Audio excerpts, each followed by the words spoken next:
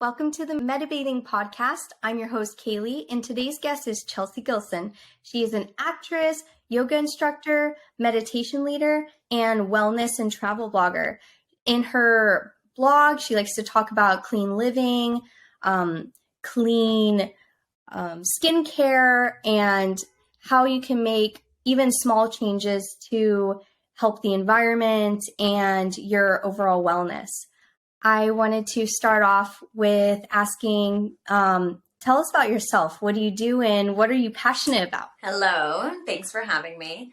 So what I do and what I'm passionate about, thankfully, are pretty aligned in my life. It took a long time to get here, but I dedicate a large majority of my time now to acting. So I'm very regularly on TV and movies and commercials, voiceovers. It keeps me very busy. I worked on 6 movies last year and I'm working on a pilot next week. So just steadily plugging away at that is really fun for me and definitely something I'm passionate about. Something else that is interwoven into the fabric of who I am is that I teach yoga and lead meditation classes. I've been teaching throughout Los Angeles for years and years. I got my certification in Bali and have been teaching here ever since. I teach mostly privates and group privates, but I have a big online presence as well. I teach for this platform called Jimra, and I also have led magical spiritual retreats to places like Morocco and Peru, and hopefully setting up a new retreat on Monday. I'm going to work out the details. In addition to that, if I have any free time left over, I really enjoy writing. So I've had this blog for over a decade and it has grown with me and changed with me and morphed into something else. It started as just a travel blog and then it has become more of an eco travel blog a bit now. But it's really, I would say, overall wellness and mindful living, mindful travel, mindful eating.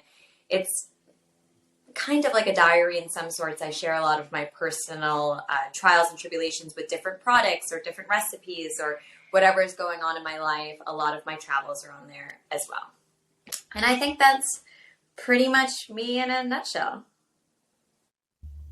Wow. So special, and there's a lot to ask and a lot to say about all of this. Let's start unpacking.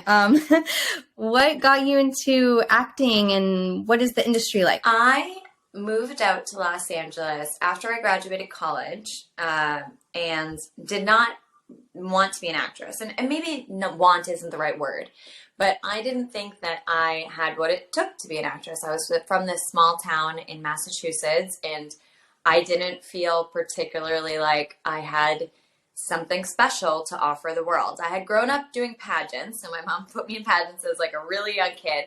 So I was used to kind of the limelight feeling. But when I came to LA, I was just I was out of my element. Everyone seemed so glamorous and beautiful and connected and nepotism is also strong here. So a lot of these famous actors and actresses had an uncle that was putting them in things. And I just felt there was no, that was not attainable for me. And so I started working in kind of odd jobs in the entertainment industry. I was enthralled and excited by the entertainment industry. And I will say I went to college for psychology and Spanish. So this was a full flip of the coin for me to move out to LA and try something new. But I started working as an associate and assistant for a casting office for American Ninja Warrior. So really fun. And I got to understand the behind the camera of it. And kind of see what went into it, kind of understand the casting process a little bit more. And then I got a job as an agent for kid actors. And then I did good at that. So I got a job as an agent for adult actors. And I was I think pretty good at my job, even though I was very young. But I was starting to get a little bitter and resentful. And this is before I had a meditation practice. It's that early 20s, you just are so, you haven't built your force field up in a lot of ways. I think at least I hadn't, I'm sure there's some more enlightened early 20-year-olds out there, but I had no force field. So it was really easy for something to come right in and affect me.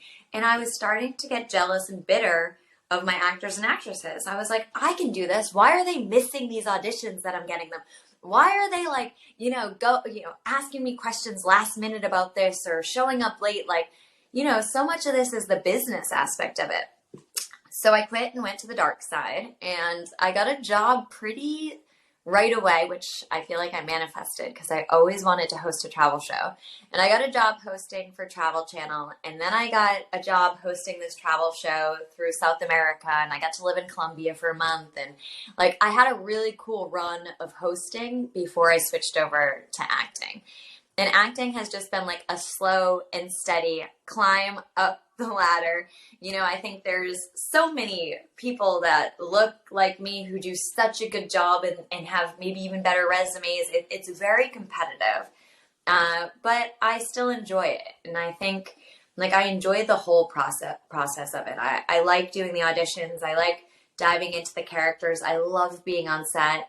And I'm lucky that my partner and I get to act together a lot. He's also an actor. So it's like, that's something special that, we book together all the time. Our first job this year was like a little commercial together, but we filmed movies together. And it's just something that makes it like even more special to share that with someone. It makes it really much less like a job. And that's, I kind of, what we all want, right? You don't want your job. You want to be excited to work.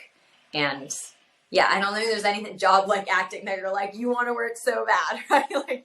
I don't know if there's any other profession like that, but I've been lucky, and I think that I've put in the work and the effort. And if I had one piece of acting advice that I will end my long spiel on right here, it's, so much of it, of course, is talent and looking right for the role and all of that. But a huge part of it is just showing up on set and being easy to work with, like being really grateful for being there.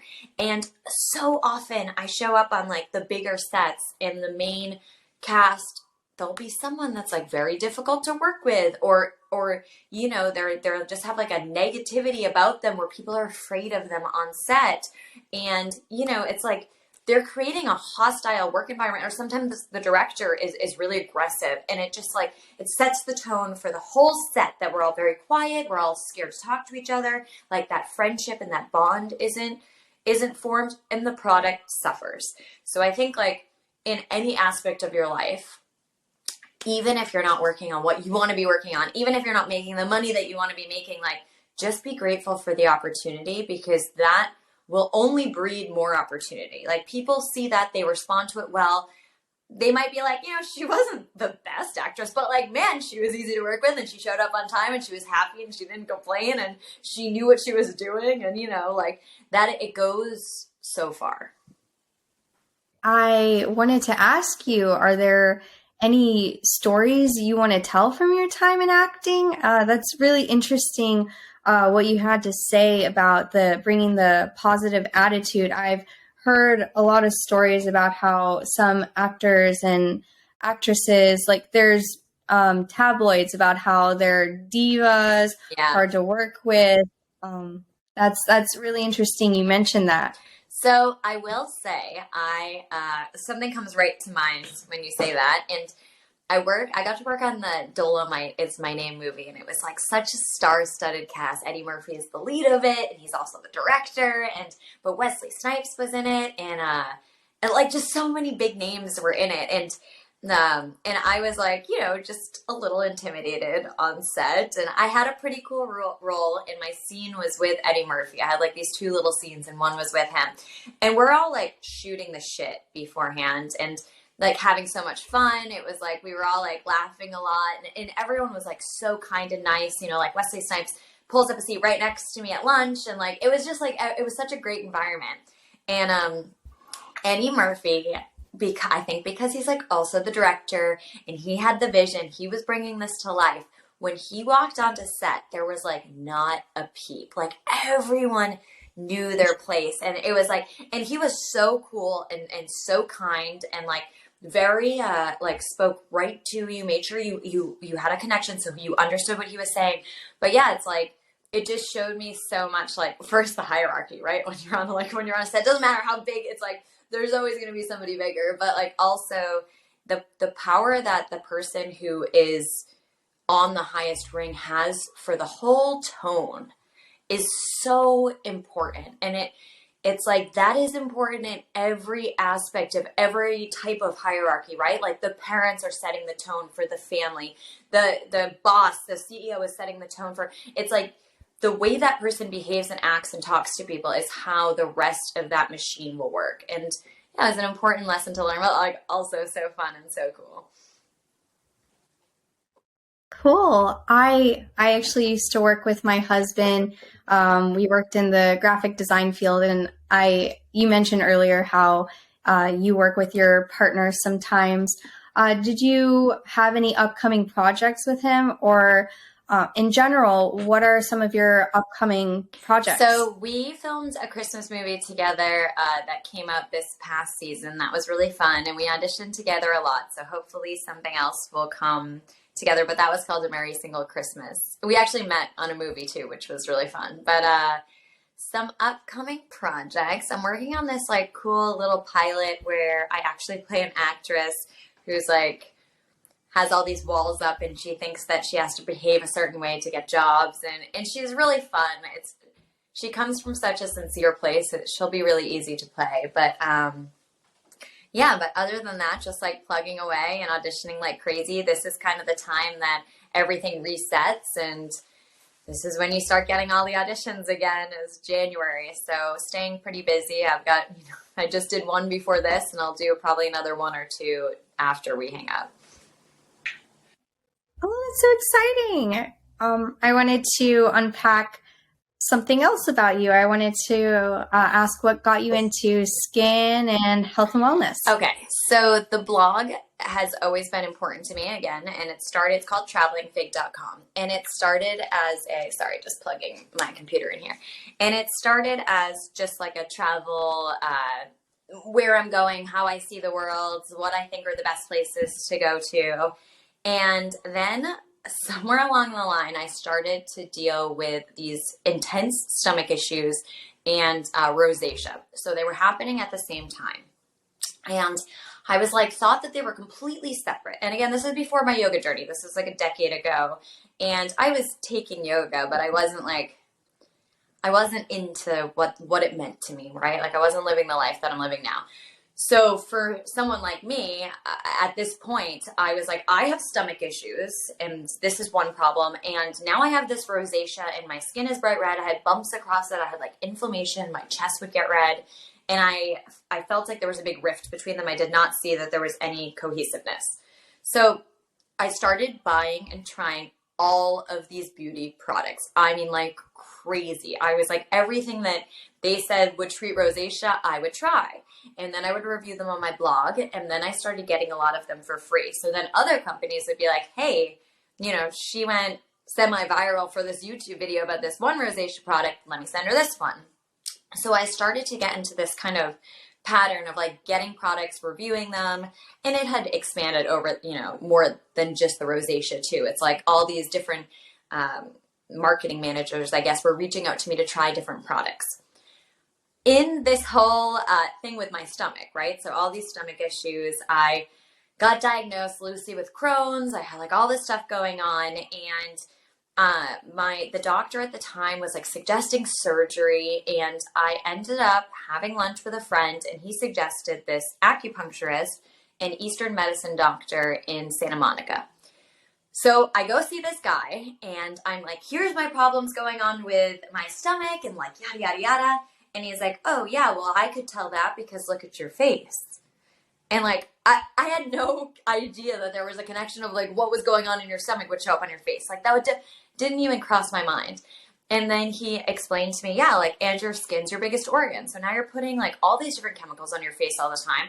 This is causing more issues with your stomach. Your stomach has all these issues. It's causing more issues with your face. And like, of course, it's all interconnected. We can't pretend that we do like we do in medicine here, that like we can solve one little problem, right? Like we can be like, oh, you have a migraine, so let's just give you this medicine for this problem. Like, no, the migraine is telling you something else, but just telling you something else. And if you mask one problem, it's going to cause another problem. So over the course of like a couple of months, he put me on this like super bland diet, and I cleaned it all up, and I avoided all these things, and I ate for my dosha, and I like dove headfirst into Chinese medicine and acupuncture and cupping. And like, I stopped working out like a maniac. I started to do more yoga and stretching. And lo and behold, my face cleared up. And I had just like such a feeling of relief from that. Like it had just been something that had been bothering me so badly. And like all of a sudden my stomach and my face felt back to normal. And I was like, there's something to this. And I only want to put natural foods and natural products into and on my body. So am I 100% organic?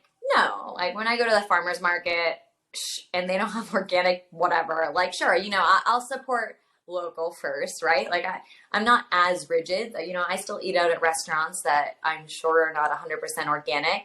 And yeah, sometimes there's makeup that a makeup artist will use on me that is for sure not organic. But the things that I'm spending my money on primarily, the things that I'm investing in, what I care about, what I'm researching, what I'm sharing with my audience is natural, clean products that are only helping our bodies. So I'm not trying to add, I live in polluted Los Angeles. I'm not trying to add more chemicals into my life. Like I want my body to already be able to work as well as it can to get rid of all the pollution that I'm dealing with, right? Like I already want that all to be working on flushing out the stuff that I have no control over. So the things that I can control and to help maximize my healthy lifestyle are the things that I'm putting on my body and in my body. And that's really where the journey arose from. And now I'm like crazy about it because I know like every new ingredient that comes out and I've tried like everything. I'm so into it. I'm into all of it. I'm like really into the science behind like a lot of these plant products that or extracts that we're putting in our products too. And yeah, it's like a trial and error on myself. It's like I'm the science experiment. What are your favorite foods and ingredients for your wellness? Favorite foods, that is like so hard. I love to just shop what's in season. So I eat a lot of what's in season. Right now, I'm like pumpkin and acorn squash and sweet potatoes and a lot of like dates and figs and like I'm making a lot of curries and oatmeal every morning for breakfast. Like I'm kind of in that winter, even though like Los Angeles doesn't have winter, but I am in that winter mode. And then, for spring, I like can't wait to try some of the newer things that come out. And it's really vegetable and plant and fruit based. And then I'll add fish occasionally too. I don't eat meat, but I'll occasionally add fish. I occasionally add dairy, depending on what it is. But yeah, it's just keeping that kind of base of my diet is what's ever in season for fruits and vegetables. And then on top of that, like I am super mindful what I eat, but will definitely have fun. I am not strict the way that I was when I was younger. Like I have no problem going out to get an ice cream. If they have a vegan flavor, I'm ecstatic, but I've really loosened up on the strictness of what I put in my body because I know the majority of it I feel really good about. And for skincare, I'm always trying out new stuff. I'm like, big into the hyaluronic acid, big into the vitamin C. But yeah, I'll try kind of anything new that gets thrown my way. I'm really into Pacifica. Mm-hmm. I've been using that. I like Pacifica a lot. They're a great brand. And not overpriced. Yeah, they're a good price point. Exactly. And they're very widely available at Target, Ulta. Yep. Yeah, I'm right now using their vitamin C face wash to brighten the complexion. And I feel like I've been glowing a ton recently. You do look glowing. Thank you. So do you. What have you been using right now? I've lately? been using this kit from Youth to the People, and I love their products. They're very luxurious. So I use this like thick night cream for day and night, and it's a cactus extract is the base of it, or that's like their main ingredient, and so it's very hydrating. And I love all their products. They're so like silky and really they feel like glamorous, and their cleansers are really nice too. Ooh, that sounds so silky. I That's definitely what I need for my skin because I grew up in Arizona, in Phoenix. West Coast girls, well, mine's not technically the coast, but West Coast where it's really hot and it can be dry in Arizona. So I finally found the right cleanser, or sorry, not cleanser, moisturizer. And I found out that I need a moisturizer that's specifically for extra dry skin. And it's very hydrated for like 48 hours, but it's some French brand, but it has like niacinamide in it. And do you use Yeah, niacinamide? I I know just in the baby started putting it world. on my body. I bought a body lotion with it. I decided this year that I have been focusing only on my face, and the rest of my body also needs anti-aging love. So the one I'm using is by Paula's Choice, which is a brand that I really like too. Their skincare is for sensitive skin, so I've never had any issues with it, and the price point is really great. It's super affordable. I've heard of them. I didn't know Paula's Choice was for sensitive skin, so that's really good to know. So I wanted to unpack the next thing, which is meditation. What got you into meditation, and what are your top meditation strategies for just the average person who's just going about their life? So I tried to meditate a lot before I went to Bali for my yoga certification. I would go to meditation classes at the Den. I would take meditation classes everywhere. I would try them online. I tried all of the techniques, and I honestly just didn't get it. I felt like it was a waste of time, and time is money and we don't have much of it, and it's slipping between our fingers. And so I just felt this like my mind was always racing. I was always waiting for it to be over. It seemed like 5 minutes was 30 minutes every time I sat down to meditate. And I just like never, yeah, didn't really click. And then I went to Bali, and every morning I would walk to the shala. I like had this like place I rented for a month. It was like just this like cute little hut. And I would walk to the shala like through the jungle, and our yoga teacher would have us be silent all the way through from when we woke up at like 5:45 a.m. until we broke for brunch, which would be like 11:30. So we wouldn't say hi to anyone, and everyone in the little town kind of knew. So, we would wave, but nobody would talk to us. And then we'd go there, and for the first 45 minutes or hour of class, we would take our bolsters and our blocks and set up, and we would meditate. And it was like this gorgeous shala with all windows and a thatched roof and just jungle beyond it. And so it's like the sound of the jungle, and the monkeys like sometimes coming by, and like it was always like this perfectly warm feeling that was like great for meditation. I still never got it. Like I could not get into it. And I'd be like, yeah, it just was like my mind was still like just racing with other thoughts. And even in this, like, I didn't even turn my cell phone on when I was there, besides when I was on Wi-Fi. Like I was disconnected, and I still couldn't connect to my meditation. So the 30 days left, like, went and passed there. And I started working at this studio named Swerve in West Hollywood. It has now gone under, and I'm so sad about it. But I started working at this studio, and the woman that owned it is this woman, Gillian Clark. And she was hosting a meditation class every Tuesday for 1 hour at 3:00 p.m. And she does these enlightenment intensives, and she's like very well versed in meditation. I would go to her classes, and one day we were sitting there, and she would always do different techniques, right? And like the class was really prescription based, and which I'll go into in a little bit more, but it's how I teach now too. Like my teaching is directly from Gillian's teaching. But she would like always do something different, and I really liked the classes, and I never missed one. And I remember one time we were doing this like withdrawal of the senses technique, and it was like this one part of it, we're like sitting there, and it's so noisy outside of this studio. It's like right on Third, so really busy and noisy. And it was something where like every sound, even that you heard it, it was like you were hearing it outside of your meditation perception, and you would just like envision it and like let it go.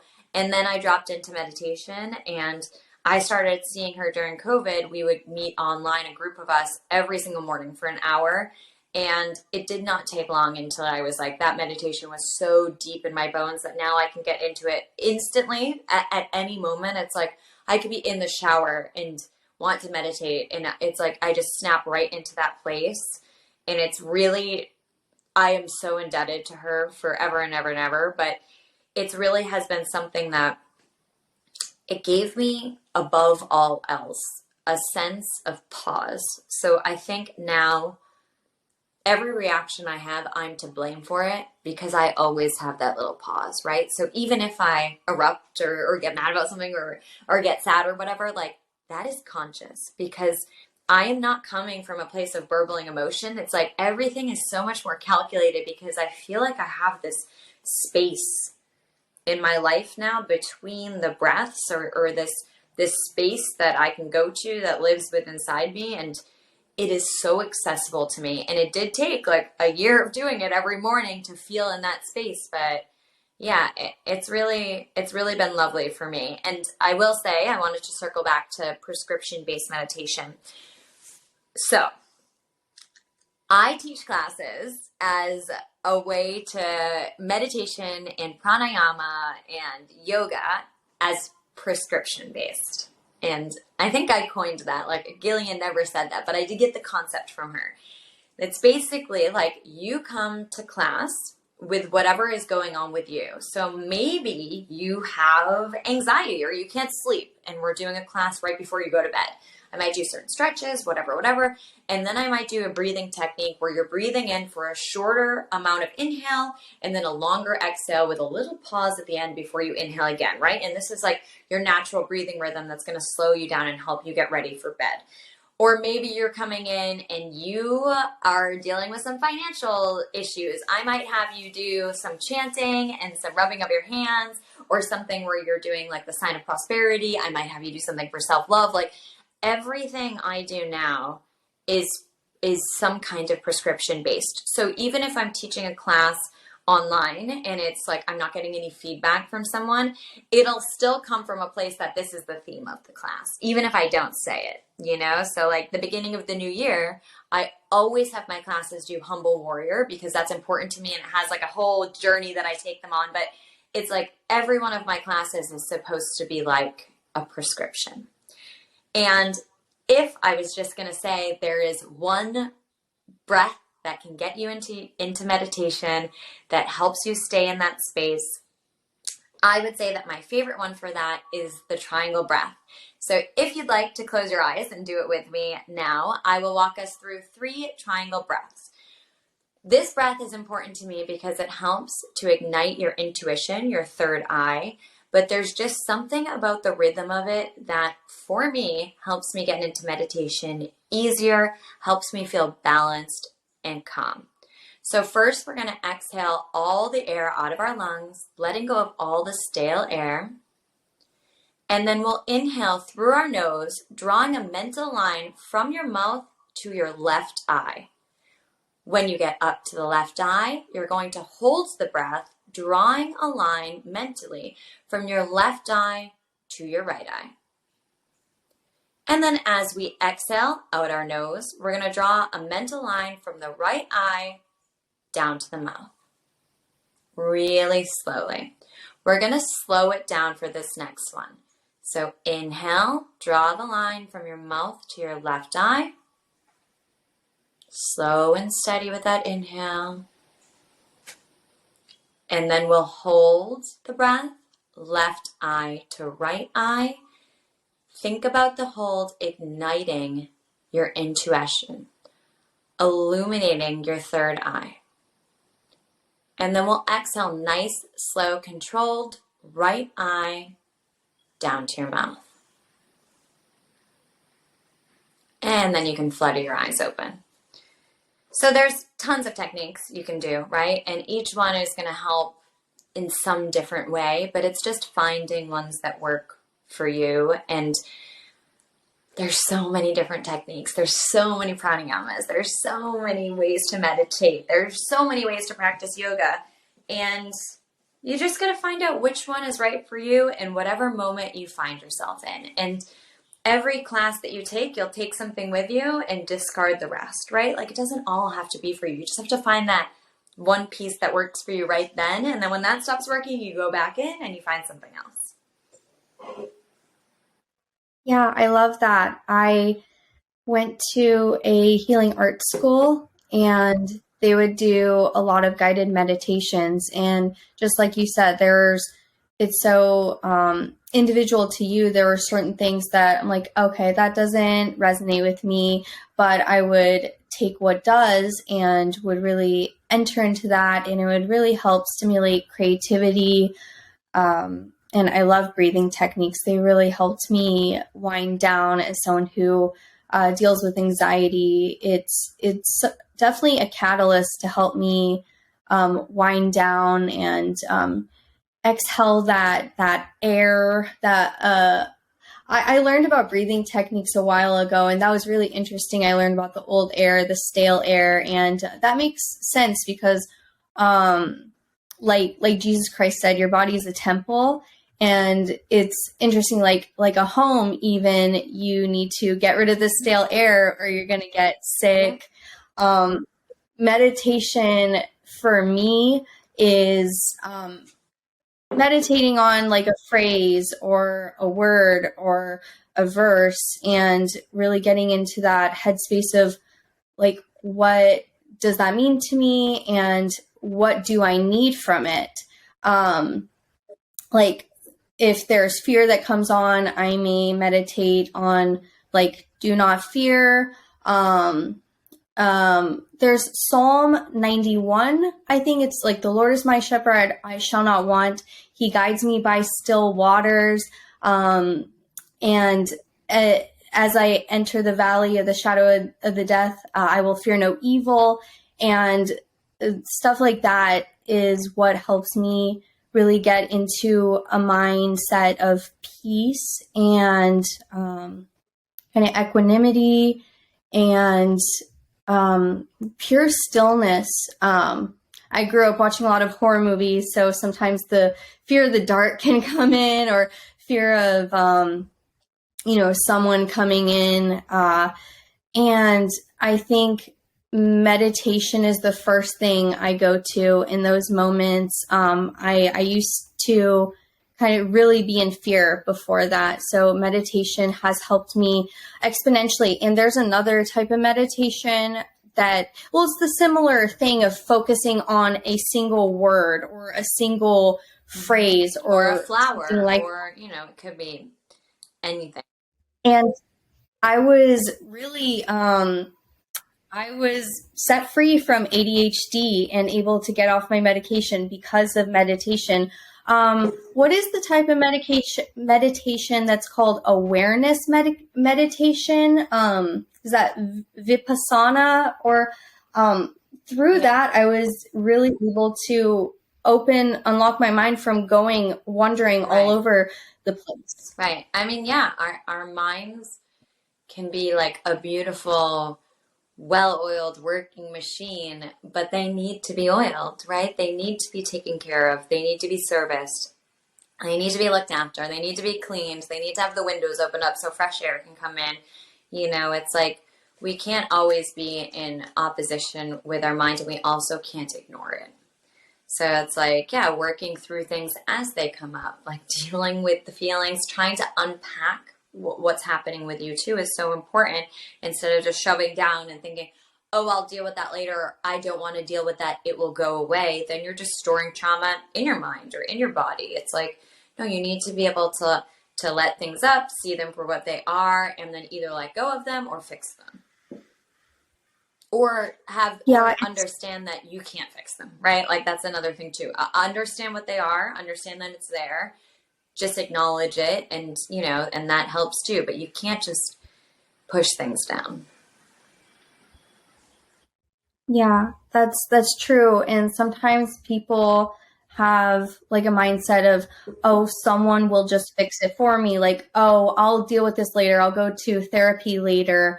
But what's important is therapy is important, but it's also important for people to learn how to help themselves. That's why self-help and teaching people how to meditate, how to improve their lives and like introspect and go inside their soul, and to, at the moment, they have a thought that may be causing emotion or reaction, just noticing it and letting it go whatever way they need to let that go. How do you think that, or what is the best way for people to kind of let those things go? I mean, it's so individual, but I think journaling is really important if you're having a hard time even conceptualizing what the issue is. And journaling doesn't come as natural to everyone. So maybe that's even like talking to someone who's trusted in your life and just like allowing the word vomit to be whatever it is and not and unfiltered. For some people, like, you know, for me, journaling is writing as a way for me to like more eloquently put into words what like I might not be able to say out loud. So for me, it really works. And I think just being open to listening to your gut, listening to your intuition, like if it feels really good or you feel like you really need to stretch, like take the time to sit down and stretch. Like your body might be trying to tell you like, hey, something's going on in our hips, or, you know, maybe we have stored trauma there. Or, you know, I think also everyone has like something they can reset back to, and finding out whatever that reset back to is for you is so important. So if you feel like you're running on fumes and everything feels like it's spiraling out of control and you're not reacting the way that you want to in situations, or you're walking into things or making mistakes or not giving your best at work or in your relationships, it's like if the world feels like it's falling apart around you, pick one thing that you can change, that you have power over, to help reset. So maybe that's, screw it. Now I'm going to bed every night this week at 10 p.m. I don't care about anything else. I don't care what time I have to get. I'm going to bed at that time. Okay, great. I did that. Like, what's one other thing? Okay, you know, I'm eating like shit when I get to work, but like I know for breakfast, I'm going to eat oatmeal and a banana. I'm going to have that every day this week. And that's like my one reset that's going to help me. It's like just those like small little things to help reset, to help add structure, to help give you some kind of like healthy anchor to hold on to. And then you can start saying, okay, well, like, what is really going on? Like, why am I spiraling out of control in one issue? Where is this all coming from? But yeah, it's like, you can't let chaos happen and try to fix all the chaos, right? Like if chaos is happening all around you, like pick one thing to work on. Great, got that under control. Pick another thing. Okay, good. Like, you know, and then they'll start to all be connected. So maybe you fix one relationship and you realize, shit, I had that same issue in a bunch of other ones. Like that fixes all these other things, or whatever it is, you know, or you fix one thing at work and you're like, oh man, that changes everything for me at work. So it's like, don't let yourself be so overwhelmed if you're in that feeling of despair or chaos or stress. And like for someone that has a meditation practice already, it's so nice to kind of come back to that reset, that like safe place for you where your meditation is.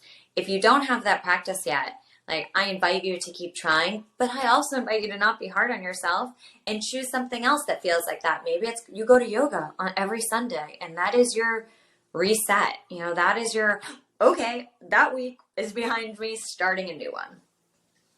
It's the same with like meal prepping or anything else, right? It's like you're setting yourself up.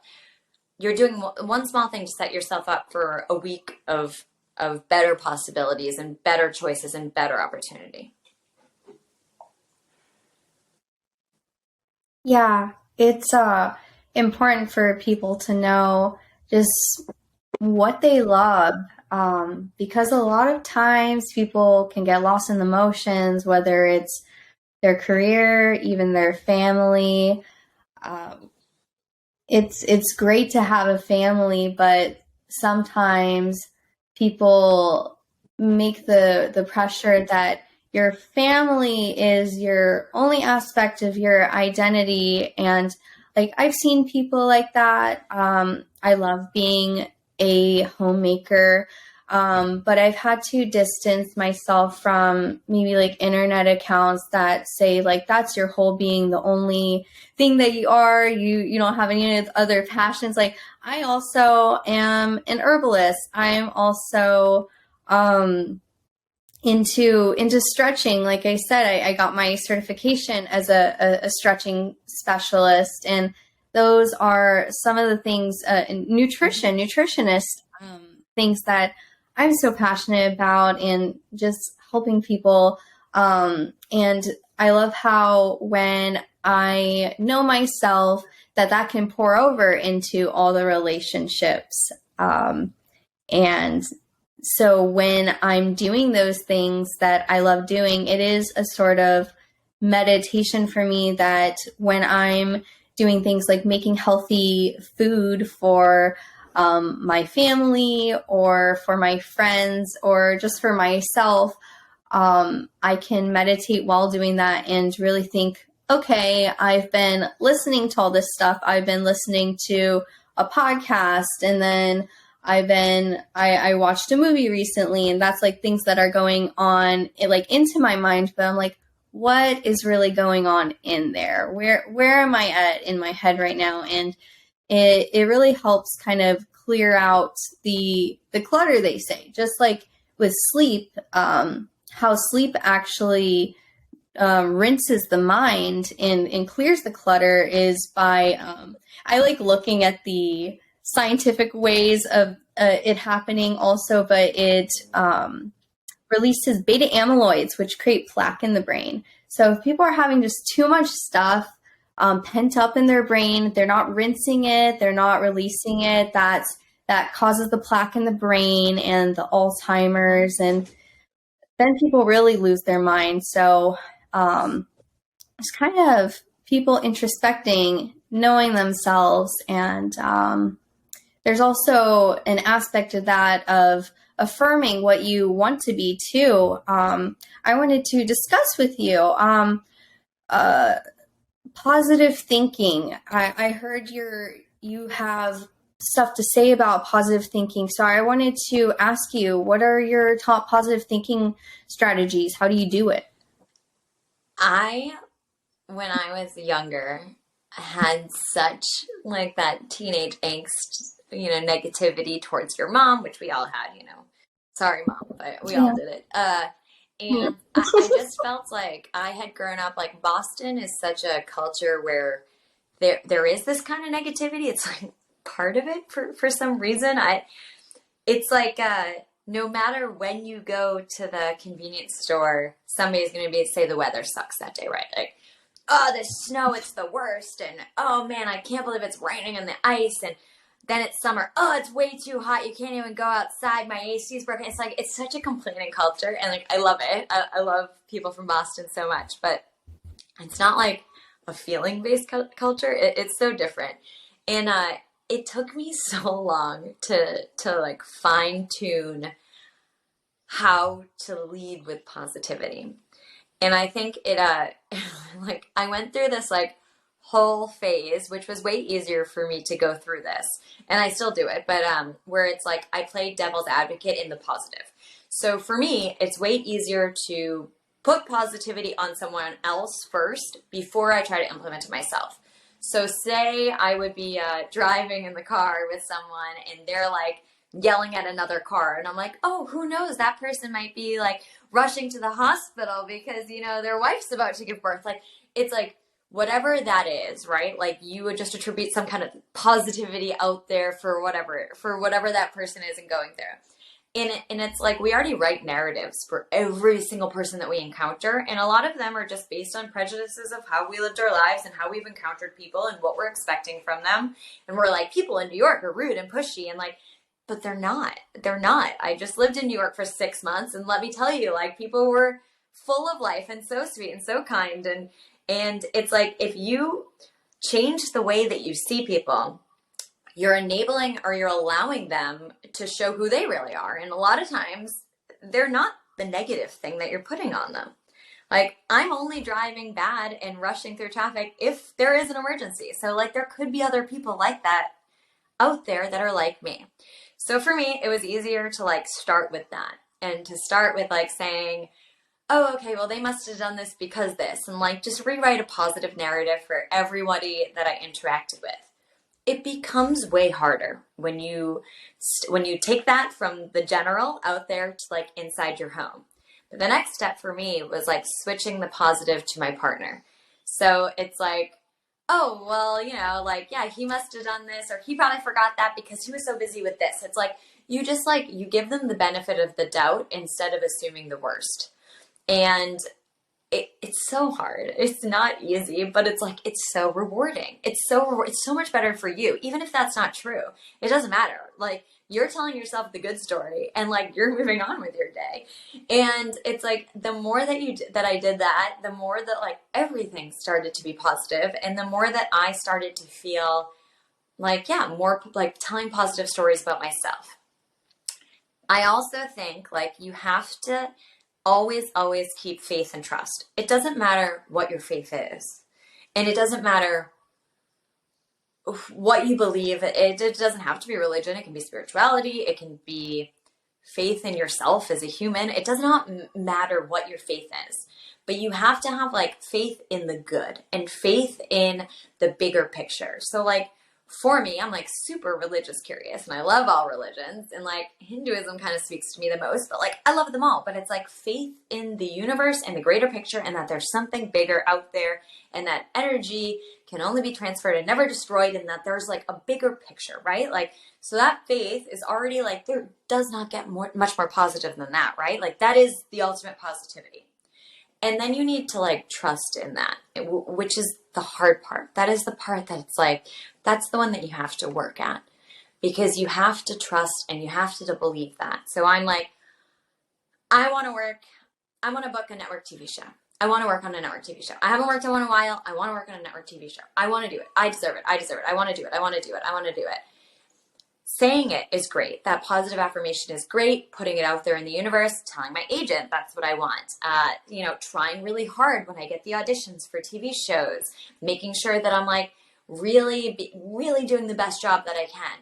But like then it comes to trusting, and I have to trust myself that I make the right choices for that character. I have to trust the casting directors that they're choosing the right person for the role. I have to trust my agent that they're submitting me to the right roles. And I have to trust that when I don't book that particular job that I'm so excited for, that another one will come along. And like, that is the part that if you can keep that, if you can every day be like, sure, yeah, I trust this. I trust that things will work out. I trust the universe. I trust in my faith. I trust that maybe you believe God has a plan. You can trust that. It doesn't matter. But whatever it is that you're trusting in, I trust that my kids will be healthy and happy. I trust that somebody will get over being sick. That needs to be watered, right? Like this is not an orchid that you can forget about and somehow it stays alive, or a succulent. Like this is a thirsty palm that needs to be watered. Like this thing needs a bucket of water every day, because like that is what will keep it growing. And when you do not water it, then it's hard to keep any type of positivity in anything else. So the idea for me is like you start on the peripherals and you ease yourself into the middle while you're working on this middle axis that is helping the rest. If that makes any sense at all. Yeah, that makes a lot of sense, because the opposite of faith is fear. And when we're in fear, then we're missing so many opportunities. Like someone who's afraid to leave the house, they may miss an opportunity that could change their life and could make their life so much more positive and better. And it is a struggle in the mind, I think, for a lot of people to kind of sharpen the mind instead of like speaking to yourself words of faith rather than words of fear, and getting yourself into the mode of trusting and really being intentional. And like, yeah, I was just gonna say, like, sorry. and why not choose positivity and choose that? Because like it is so much more fun and so much more rewarding and so much more exciting. Like why not dream big? Like, why wouldn't you? It's so like you're gonna be hurt just as bad the other way, right? Like, it doesn't matter if you're like, oh, that'll never happen to me, and it doesn't. You're not gonna be like, oh, I feel good that it didn't, like, because I made that prediction. No, it still sucks. So it's like, whatever, like, why wouldn't you just choose, like, yeah, here's what I thought I could achieve. Like, no, I can achieve way more than that. Like, I have the power to be anything and do anything that I want. And like, if you lead with that, like, sure, there's going to be ups and downs to life and like plenty of heartache that we will all suffer through. But it's like still choosing the positive choice is so much more fun. And like, it's such a better journey and you will enjoy the ride. So even if the final end result isn't the one that you were hoping for and that you trusted that you would get, like, something else good is going to come out of it. Yeah, it all builds character. All the trials, all the mountains and the valleys, they all build character, and reflecting on that alone gets you to introspect and learn a life lesson from it, and how can you share that wisdom with other people who may be going through that hurdle and help them either overcome it or get through it, and just walking beside them and helps you connect with yourself and others. What's been your experience with positive thinking?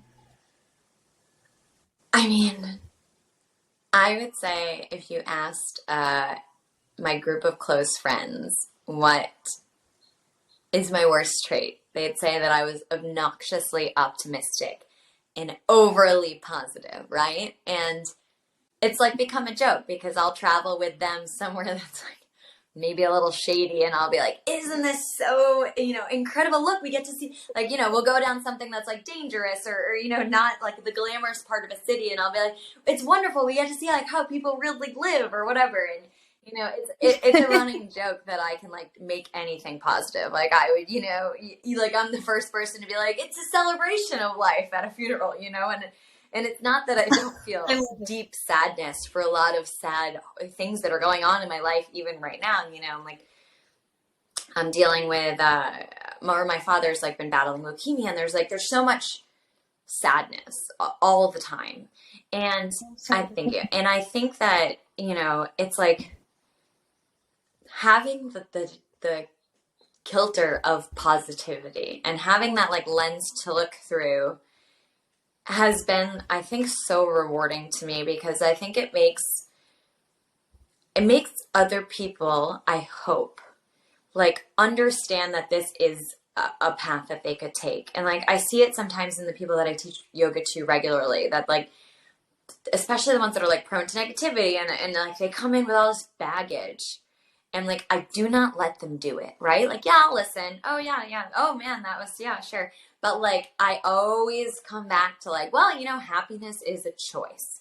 And I believe that. Like, no one's ever going to make you happy. And nothing is ever going to make you happy, right? Like, people can be, the most wealthy people I know are the least happy. And you could go to some place you've always been dreaming of going to and still be unhappy. It's like nothing in this life and no one in this life can make you happy. You have to choose to be happy. It is totally 100% a choice. And the more that you choose positivity, the more you are getting close to that feeling of bliss and happiness that is like a force field, right? Like it's like you have that around you and bad things are going to happen, but they're like coming through your positivity filter. So I'm like, yeah, my dad has leukemia at the ripe age of 72, like that's scary. But like, oh my gosh, my parents got back together because of it. It's like they realized that they're in love and now my parents are back together and like, oh wow, he gets to be a candidate for stem cell and like, oh cool, I'm learning so much about this and like, wow, what a better perspective I'm going to have on our relationship. And like, man, I really hated that I couldn't go home for Christmas, but like, I can't wait for the opportunity to be able to. So it's like, if you keep the positivity and the happiness and the strive towards bliss, then hopefully those negative things can just like come in, you feel them, you're sad, right? But you can say thank you for, for the opportunity after you didn't get something, or I learned so much from this relationship after a bad breakup, right? Like I learned who I am and what I want from the next one, or whatever it is. There's still some kind of positivity. And even when you lose someone, it's like, I'm so grateful for the time that I had with them, because life is short and time is fleeting and we don't have much of it.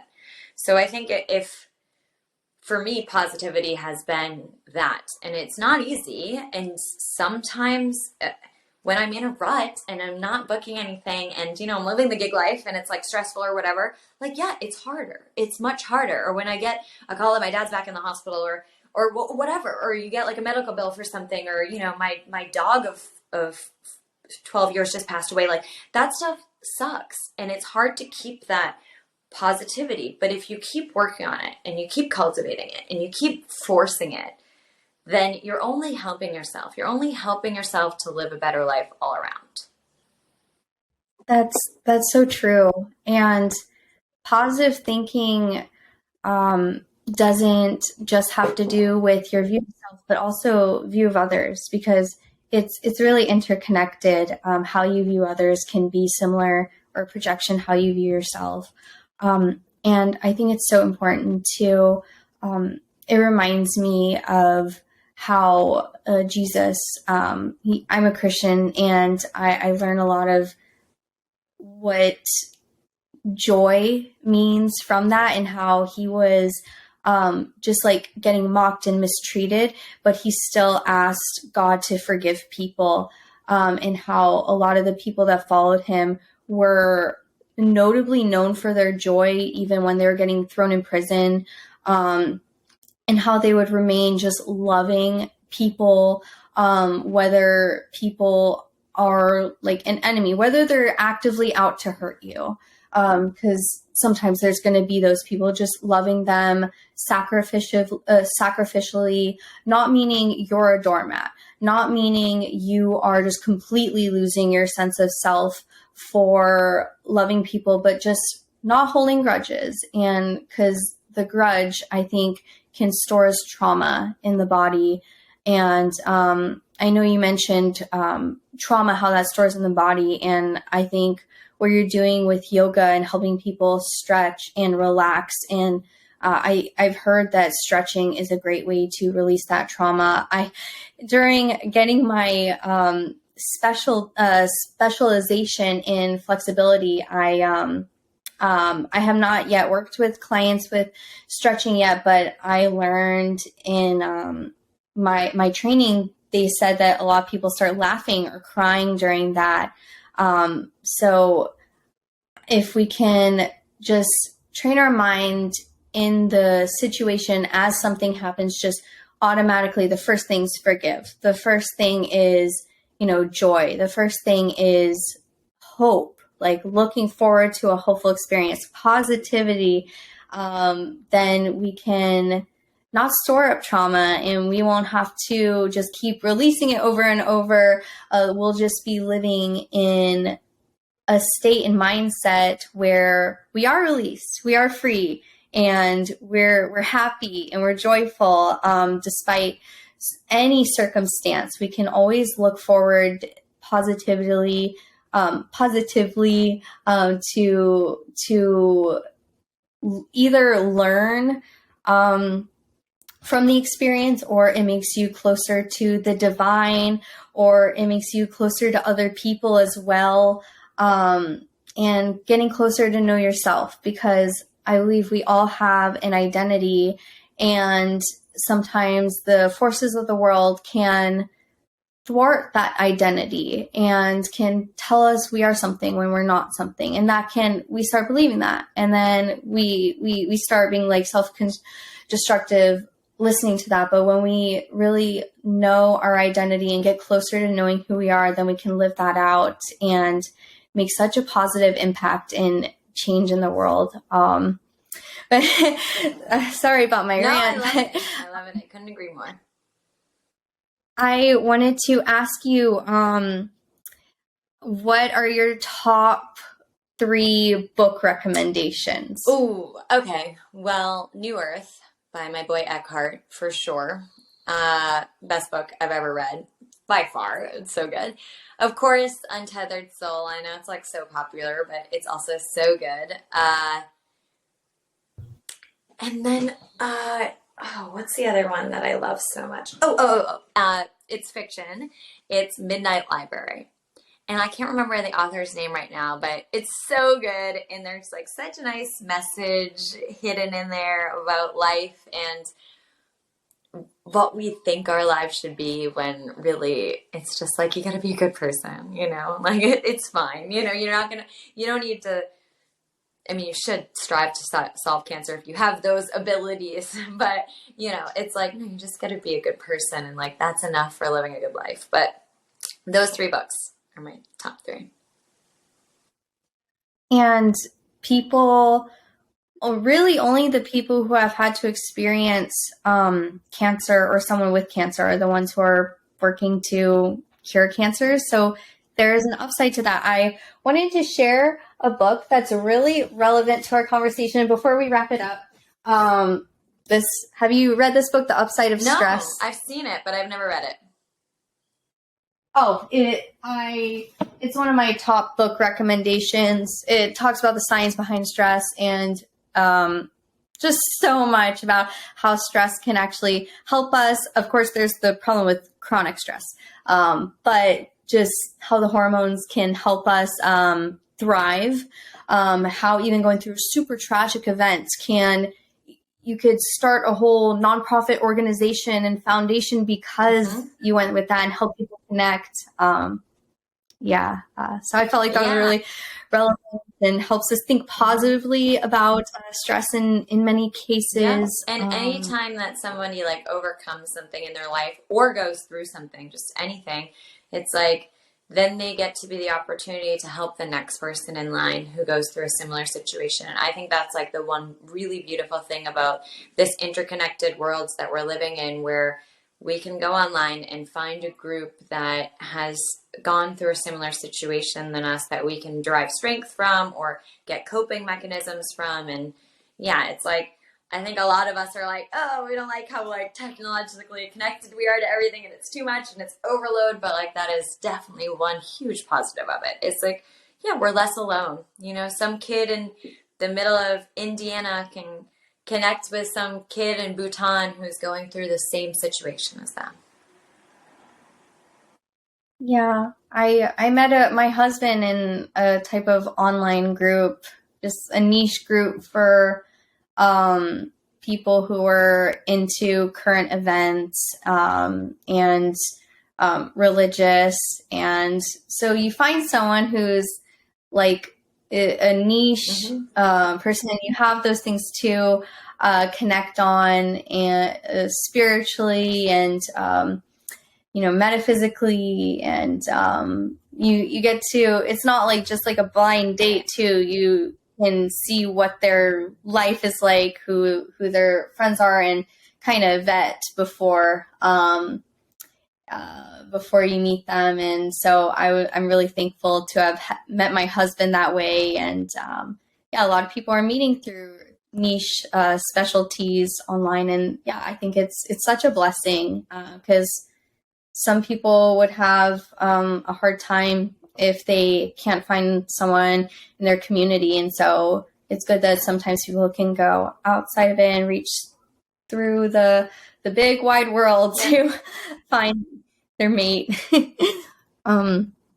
Last question I wanted to ask you is, how did you hear about Bathing Evolved? And I wanted to say you were a star on the Bathing Evolved video. So I worked on a commercial shoot for them, and it again is really like near and dear to my heart. And I think bathing as a ritual, like taking a soak like that, is so important. It's like such a cleansing process to me.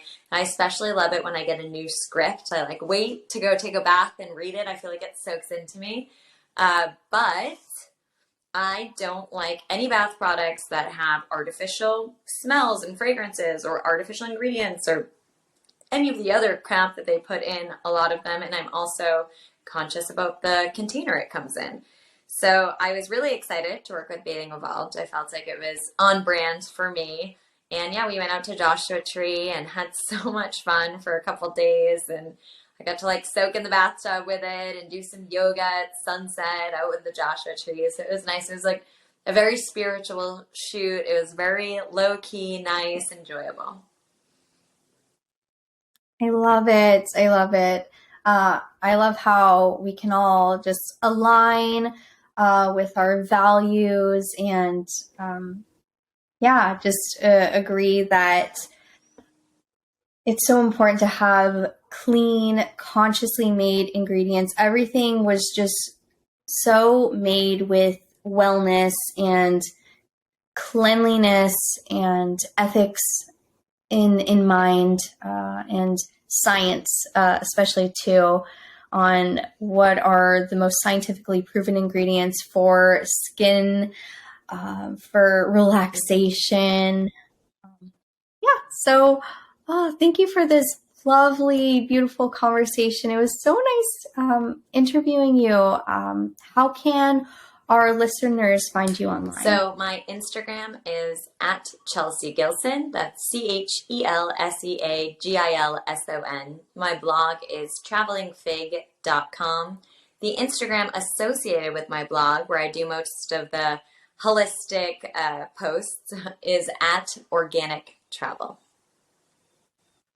Great. I can't wait to read your blog posts, and I'm a sucker for rom-coms. I just got my husband also obsessed with them too. Oh, so fun. Okay, I have one coming out in February. It's called 3 Dates to Forever. Yay! Okay, what network will it be on? I'm not 100% sure. I think it's Up TV, but then it'll be on like Amazon and everywhere else. But I think it's an air date on Up, but I'm not positive. But it's called 3 Dates to Forever. So if you found it on IMDb and just like, you'll see my face on the poster, just click the little watch list and then you'll get informed when they have the official air date. But it's for Valentine's Day, so it'll be around then. Cool. I will be checking your IMDb every once in a while just to keep myself updated. I love the genre. Great. I can't wait to watch those. Oh, and actually, I do have a mystery coming out too, where I am framed for murder. It's called the Gabby Luck Mysteries. And that one's really fun. And that I think is coming out in February as well. And that will be on Lifetime. I love Lifetime movies. I can't wait to watch it. Well, thank you for joining us, and I hope you have a wonderful rest of your day. Have a good one. Thank you. You too.